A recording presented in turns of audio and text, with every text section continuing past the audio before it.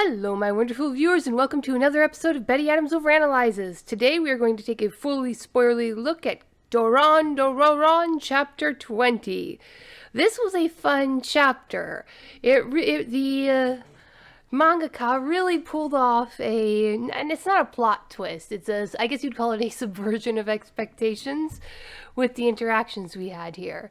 So last chapter we had the mysterious stalker who gave the snack food to Dora and Kusinagi, and we were wondering how that was going to turn out, and we get it resolved in this chapter with a fun character introduction. But before we get into any spoilers, I'll give you some time to click away, hit the links below the video to check out a copy of my book, Humans Are Weird, I Have the Data, a short story collection of human absurdity.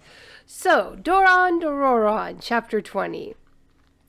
We have it starting out with Dora and Kusinagi training with their friend, and what's his name? The big cool leader comes up, and we immediately get caught up in this dynamic of just how young and petty all these officers are, and they're trying their best, they're doing their hardest, but they're still all very young. Now this first opening page, this actually confused me for a while, and it had me scratching my head, and it wasn't until my third or fourth reading that I figured out what was going on here. So here you have Kusinagi and Dora, and is Toga his name? Their obnoxiously cheerful, perfect friend, who are in there sparring with swords. You can see that they've been working up a sweat.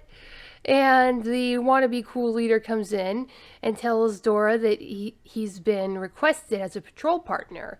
The samurai patrol the city in pairs, and you can request partners, and they can either accept or reject.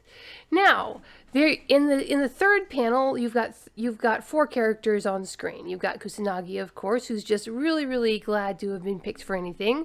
You've got Dora, to whom this is a new concept, and he's thrilled. You have Toga, who looks kind of sweaty and scruffy, but he's smiling and saying good luck. And from the context of what we've seen in his character, is Toga even his name? I should really look that up. Anyway, so rival guy, but he appears to be cheerful and genuinely glad. But there's a speech bubble between rival guy and wannabe cool leader that's kind of depicted as a dark thought.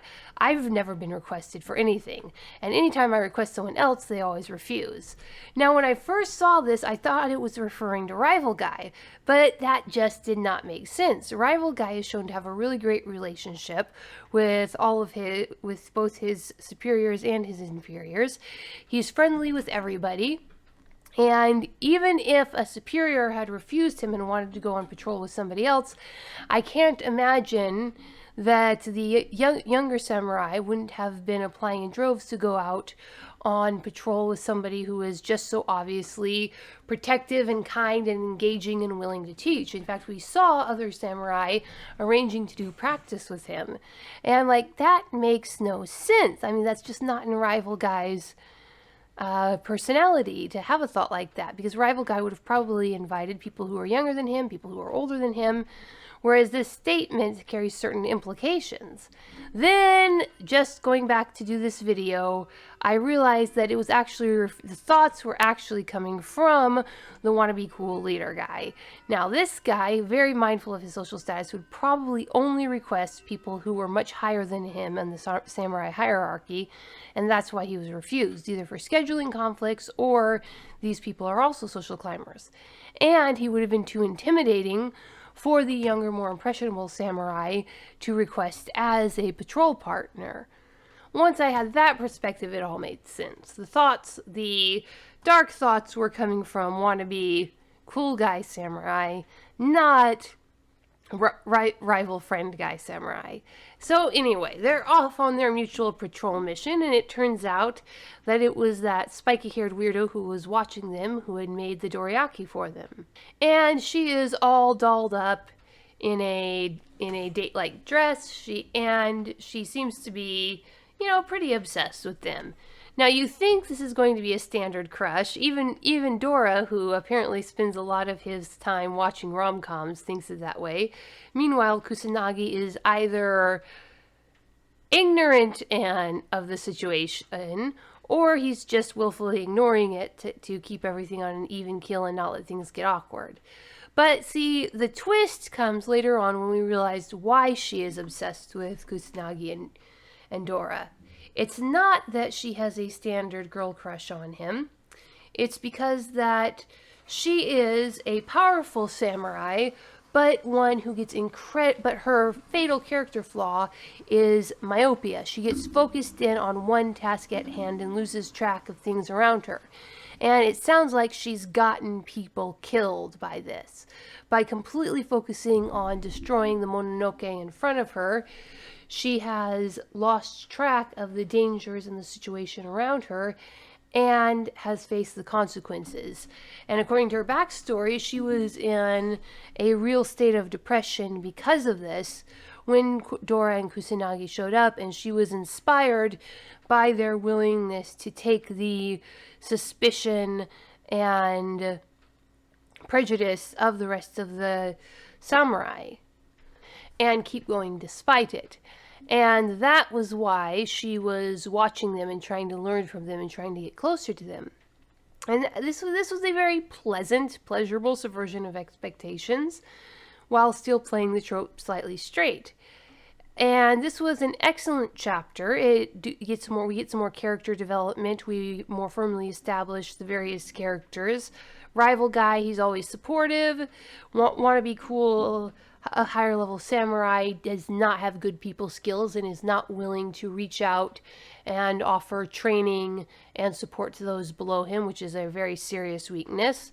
And then we have these super high-powered samurai who are not able to advance because they're not able to keep the bigger picture in mind, and they just go full blow forward, kill the Mononoke. Then near the middle of the chapter, we get a little nugget of information dropped. The city has a protective barrier that prevents high-level Mononoke from getting in. But Dora got in. And so how did Dora get in? Well, maybe he was so weak that the barrier didn't notice him, but we've seen him produce massive levels of supernatural energy. Maybe his supernatural energy is different, and the barrier just doesn't keep out his benign supernatural energy. Or maybe he was weak when he came in, but he grew stronger under some condition. We see a water type Mononoke grow more powerful in the rain. Maybe Kusinagi grows more powerful because of something that Dora offers. Who knows? Because we did not see, even in his flashbacks, we didn't see Kusinagi displaying any real high power level until he teamed up with Dora. Maybe it's the food, maybe it's the friendship, maybe Kusinagi's just a Mononoke who thrives on the power of Namaka. We'll see. But what do you think, my wonderful viewers?